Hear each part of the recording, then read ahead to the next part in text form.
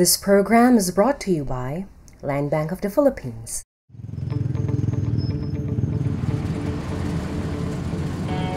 Tirik ang araw. Baku-baku ang daan. Ito ang tunay na special delivery. Napasubo ako sa pagsunod sa mga habal-habal na nagdadala ng paninda sa mga barangay ng Siayan. Maalikabok. Ang hirap ay maniobra ng motor at kailangan ng extra ingat. Gilid ng bundok kung minsan ang daan. Hindi lang mga nagdi-deliver ng paninda ang hirap. Pati ang habal-habal parang gusto nang sumuko sa dami at bigat ng dala. Pero kailangan makarating sa destinasyon kahit anong mangyari.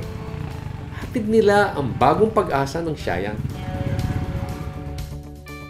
Bulubundukin, liblib, walang maayos na kalsada. Hindi nakapagtataka, tinukoy ang Siayan sa Zamboanga del Norte na pinakamahirap na munisipyo sa bansa noong 2003. Ako po si Doc Eddie. Alamin natin kung paano umahon sa kahirapan ang Siayan, isang galimpook.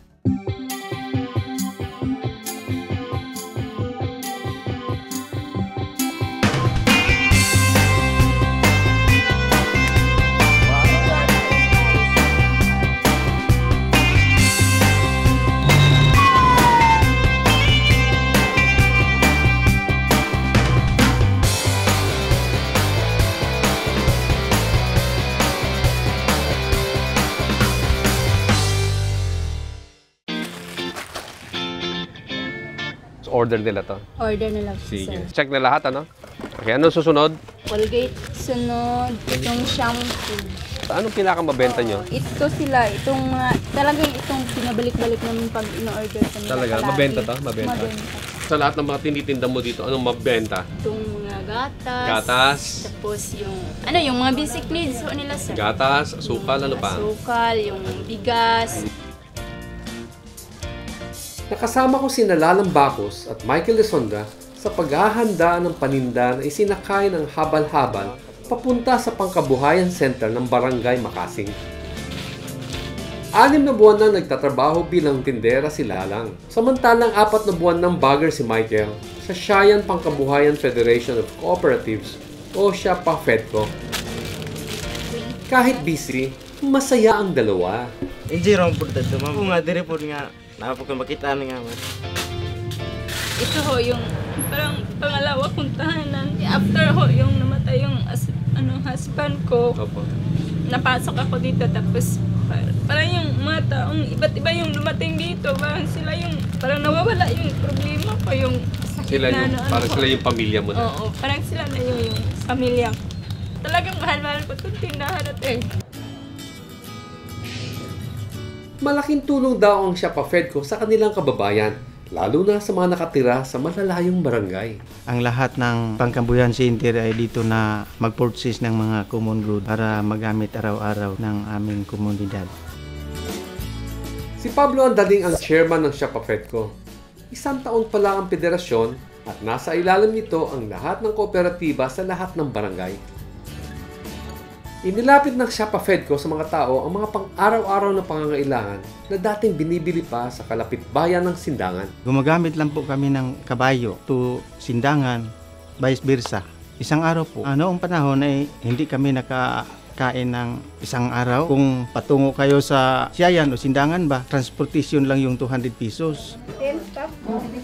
Budget na raw ng pamilya sa pagkain ng 2 linggo ang 200 pesos. Hindi na nahirapan ang mga Pangkabuhayan Center na pupunta doon sa federation. Meron naman pong, so ang mga presyo po doon ay hindi na masyadong mahal. Nang tawagin pinakamahirap na bayan sa buong Pilipinas ang Siayan noong 2009, ang ibig sabihin ng statistika ay 97.5% ng mga residente ay mahirap. Hindi sila makakain 3 times a day. Napakasama ng mga road network. Yung kalsada, hindi kayang daanan ng 4 wheels na vehicle. Walang edukasyon dahil mababa masyado yung literacy rate. Mahaba ang listahan ni Mayor Flora Villarosa ng kahulugan ng kahirapan sa kanyang bayan. Ito raw ang dahilan kung bakit siya nagbalik sa Siayan at nagdesisyong tumakbo bilang mayor noong 2010. Naging maayos naman yung takbo ng business ko sa Manila. So sabi ko, I can teach the people of Shayan to be like me. Kasi galing din ako dito. Dito ako pinanganak. Dito ako nag-aral ng elementary. Kung naiahon ko yung sarili ko from this kind of poverty, kaya ko sigurong ituro.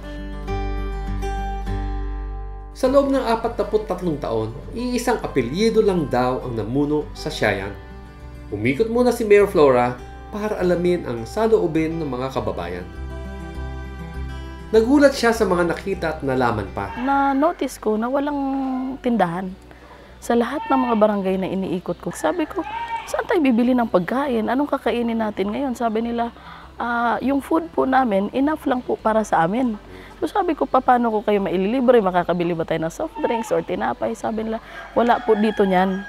Kailangan po naming bumiyahe o maglakad ng mga, yun, sa farthest barangay, 12 hours. No? Para lang makapunta sa palengke. Nagbiro pa ako sa kanila kung alam ba nila kung ano yung merienda. O sabi nila, hindi pa namin naranasan mag-merienda.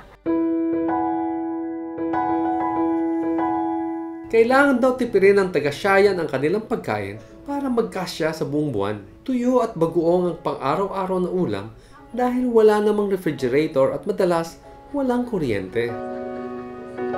98% ng taga-Shayan noon ay mga magsasaka. Mais lang ang kanilang itinatanim. Pagkatapos ng anihan, naghihintay na lang sila ulit ng susunod na ani. Para manalo ang isang mayor, bibigyan nila ng 5 days work. Yung 5 araw na pagtatrabaho, para lahat ng taga-Shayan mapagbigyan at lahat ng taga-Shayan ay boboto sa kanila, lahat yun bibigyan ng 5 days.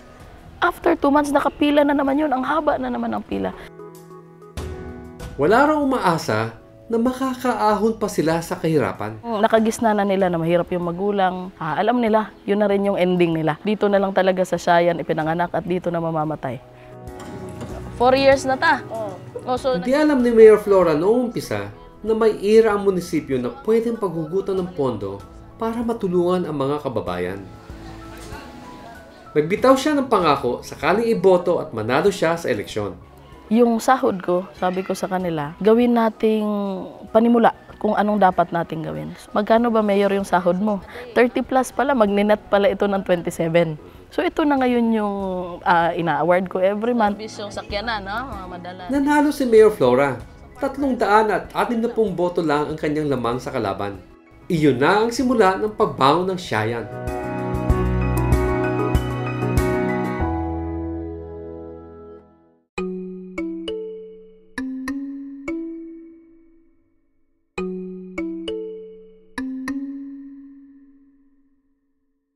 Ang plano kung paano sisimulan ang pagbangon ng Shayan ay nanggaling na rin sa kababayan ng bagong mayor. Sinimulan namin sa dialogue, ang daming lumabas.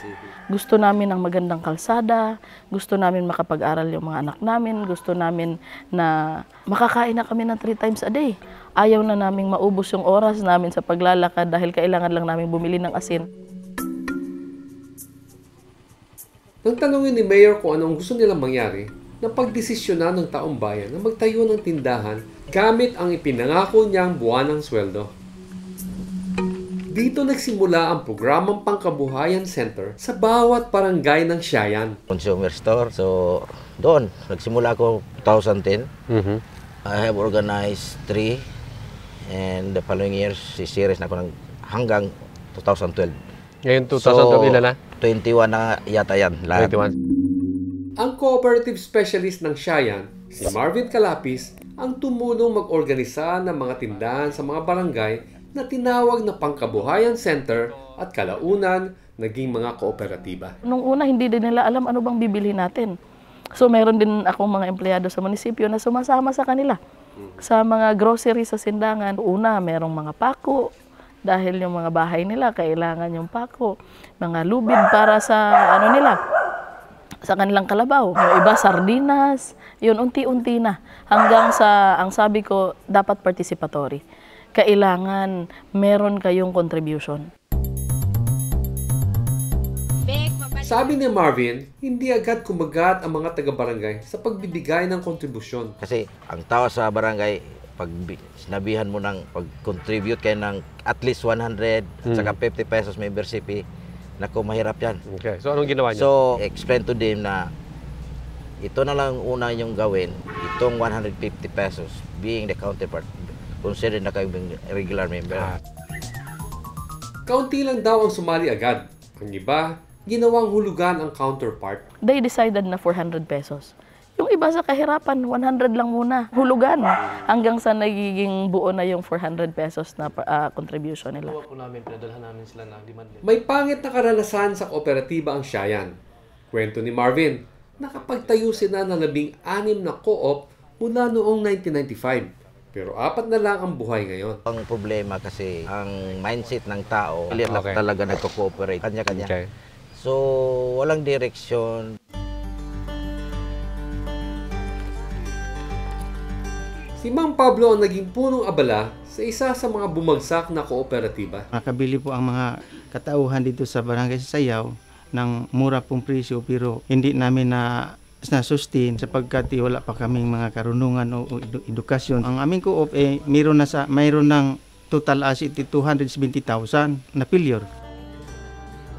Nahikayat muli ni Kapitan Pablo na sumali sa kooperatibang Barangay Sayaw nang ipaliwanag ni Marvin ang plano. Sinabi nila kung mag-kooperatiba po kami, mayroong benepisyo na kung kami ang mag-patronize doon sa aming tindahan, mayroon pong babalik. Yung sinasabi nila na patronage refund, kibali tubo sa aming pira. Then sa aming tira dito, mas mababa ang presyo sa bilihin sa co-op. Mura po ang bilihin.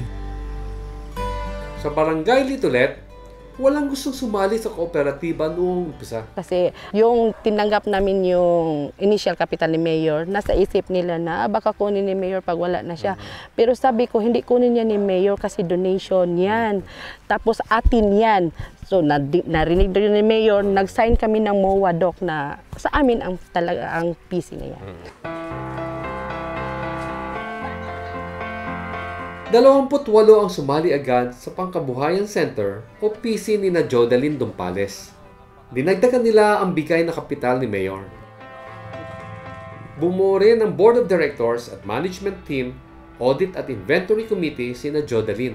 Yung umpisahan na yung co-op namin, Dok, marami kaming benepisyo. Nakasave kami sa pasahe, sa panahon. Marami na kaming panahon sa pamilya namin, sa panghanap buhay namin na farming. Hindi lang pamasahe ang natipid ng mga taga-barangay Litolet. Mas murang bilihin sa PC kaysa sa bayan. Yung pako, Dok, sa bayan, Dok, ngayon, Dok, 60 pesos. Sa amin, Dok, 39 at may 40, 45. Depende sa number of Dok, sa pako. Yung bigas namin, Dok, 50 pesos. Dok, Per kilo? Per kilo. Sa bayan? 49. Sardinas sa amin, Dok, 12 pesos. Sa bayan, 15.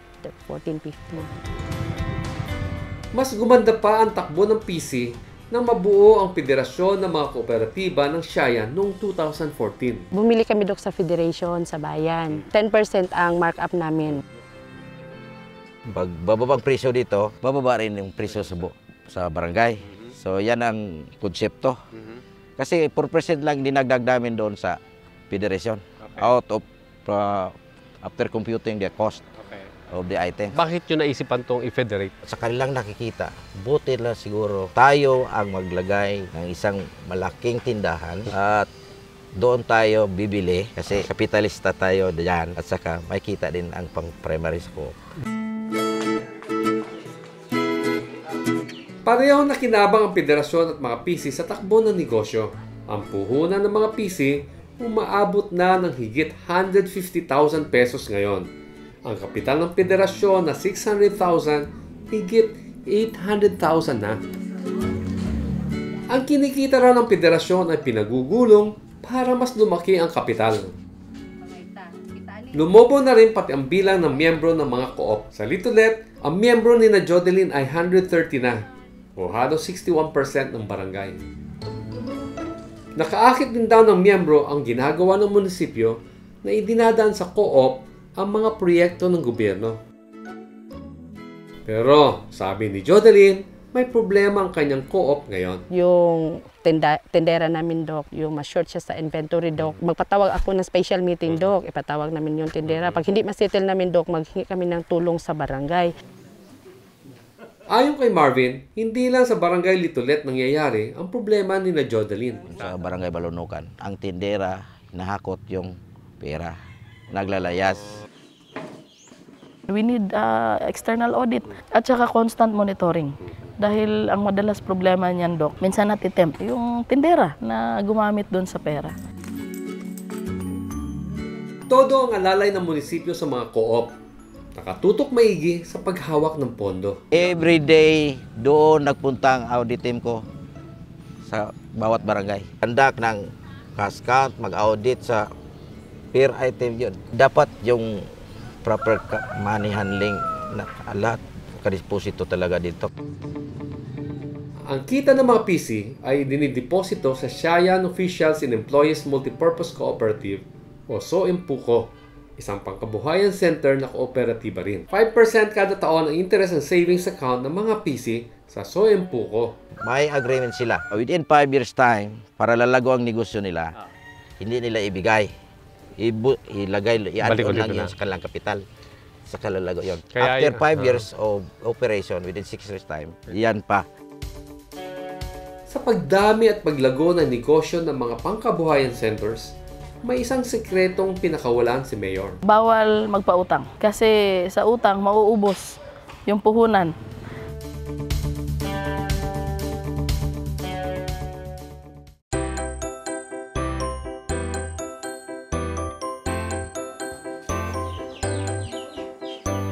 Lumaki na lumaki ang mga pangkabuhayan center sa pagpupursige at pagtutulungan ng lahat. Distributed na. Habang abala ang mga co-op sa takbo ng negosyo, lumapit si Mayor Flora sa iba't ibang mga ahensya ng gobyerno at NGO para sa mga pangangailangan ng Shayan. Sa TESDA at ilang NGO, humingi siya ng skills training. Kanina, Ang TILG tumulong para magkaroon sila ng tubig. Sumulat naman si Mayor sa Department of Energy at NEA para makabitan ng kuryente. Lahat ng barangay energized na. Yun sa education maganda dahil continuous yung DepEd ngayon sa pamimigay ng school buildings. Marami na ngayong classrooms, though may kakulangan, especially sa teachers din. Lumapit na rin kami sa Sinergia at magsisimula na rin sila ng activity sa Shayan to help out also para ma-increase yung literacy rate. Nakipag-partner ang Shayan sa Zulik Family Foundation para mapangalagaan ang kanilang kalusugan. Nabigyan na nga nila kami ng halfway house. Isa sa pagmamalaki namin, Doc, na 1:1 na ang midwife o kaya nurse na nilalagay namin sa lahat ng barangay.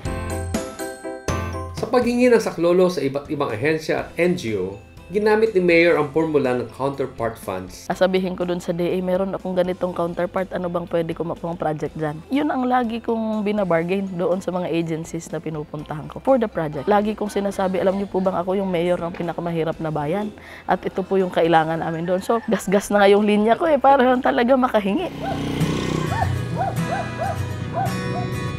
Sa ira ng Shayan, kumukuha ng pang-counterpart fund si Mayor. Minsan, kumakagat daw siya sa 50% counterpart kung importante at para matuloy ang proyekto. Yung mga critical na nakatulong talaga. Sa mga kalsada natin, Doc, DA at saka DAR, Farm to Market Road. So, ako pagka kahit sinabi ng DAR na 50-50, pumapayag na ako doon. Talaga naman nagmamadali ako dahil sa 22 barangays, lahat yan, walang nasemento.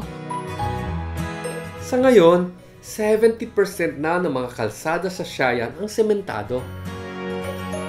Pero ang mas malaking bahagi ng ira ng Shayan ay inilalaan sa livelihood projects na pinadadaan sa mga co-op. Kabilang dito ang pamimigay ng kalabaw, baboy, manok, kambing at mga binhi ng rubber trees. For every family ngayon sa Shayan, binibigyan namin ng rubber seedling. Kasi yun yung tinatawag namin white gold. For every hectare na meron kang 500 seedlings na maitanim dyan, 5 years after, kikita ka na hindi bababa sa 5,000.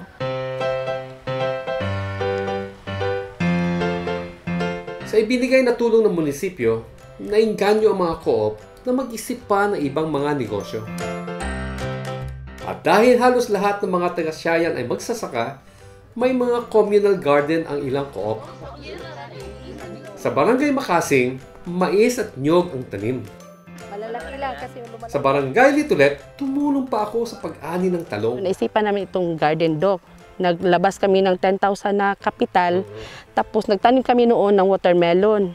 Umabot ng 30,000 yung nabinta namin. May 20,000 kami na gain. 50% ang para sa caretaker, 15% para sa may-ari ng lupa, then 35% para sa PC namin.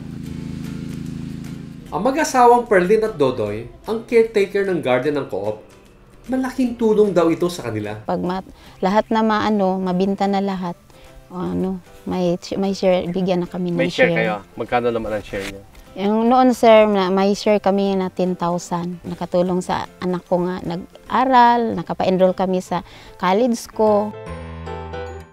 Pagtatanim ng mais at palay ang hanap buhay ng mag-asawa.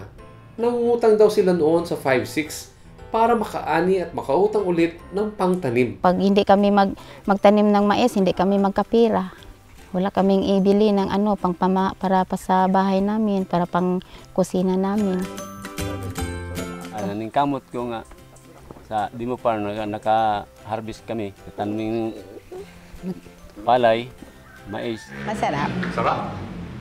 Sarap. Sige, Dok. Pangasi Wine ang isa pang proyekto ng Shayan na pinatatakbo ng Co-op. Walang sinabi ang Lambanog, walang sinabi ang Tanduay, walang sinabi ang whiskey. Yun pong nalasahan mo, Dok, pure ling po yun. Pure. Yun, Sarap pa. 4 months to. Yes, Dok. Ipinakita sa akin ni Evelyn Alumbre ang buong proseso ng paggawa ng pangase. Pangasi po ay Subanen words na katumbas ng wine. Parang signature product ng Shayan. At sa bawat lungsod dito sa Zamboanga del Norte, kahit saan, basta may IPs or Subanen people, ito po yung pinaka-paborito nilang pangasi. Ito po yung nagiging traditional wine nila na ibinibigay kung may birthday, wedding, lalong-lalo na doon sa mga VIPs. Gawa sa kasava ang pangase. Naisip daw ni Mayor na negosyon ito para hindi masayang ang sobrang kasaba sa panahon ng anihan. Isang paraan din daw ito para mapangalagaan ang kultura ng mga Subanen. Pinasok na rin ng mga kababaihan ng Shayan ang negosyo ng pananahi. Sa mga kabataan, may internet cafe naman. Masayang-masaya ang mga taga-Shayan sa kinalabasan ng programa ng Pangkabuhayan Centers. Halos lahat nakikinabang. Mabawasan ang problema namin. Kung mayroong mamamatay, matulungan kami. Mayroong feeding program. Maligaya kami na mayroong pangkabuhayan dito sa Inver. Ikaw nagtikuha na. Ngayon, Dok, alam na nila, Dok, empower na kasi yung lalo na yung mga Subanen, Dok. Mas maganda kita sila. nila. Oo, Dok. Ngayon, Dok, parang wala akong narinig na wala silang kakainin. May nakakapag-aral na raw at nakatapos na ng kolehiyo. Dati hanggang elementary lang. 2 taon matapos umpisahan ang mga PC, ang bilang ng mahirap sa Shayan ay bumaba na sa 70%. Ang Shayan pa ba ang pinakamahirap na bayan sa Pilipinas? Hindi na. So, number 36. Pero syempre gusto namin nandun na kami sana sa 100. Isang second-class municipality na ang Shayan ngayon. Hindi na raw babalik ang taga-Shayan sa kanilang nakagisnan. Masustain namin ng project. O matutuloy, Dok, kasi marunong na kami magmamanage, Dok. Tinuruan kami, may training kami kung paano i-manage. Tao ang naging puhunan at ibang klaseng politika ang umiral sa pagbangon ng Shayan. Mga programang pangkabuhayan na nakatutok sa kapakanan ng lahat at hindi ng iilan. Simple lang yan. Kaya mo yan!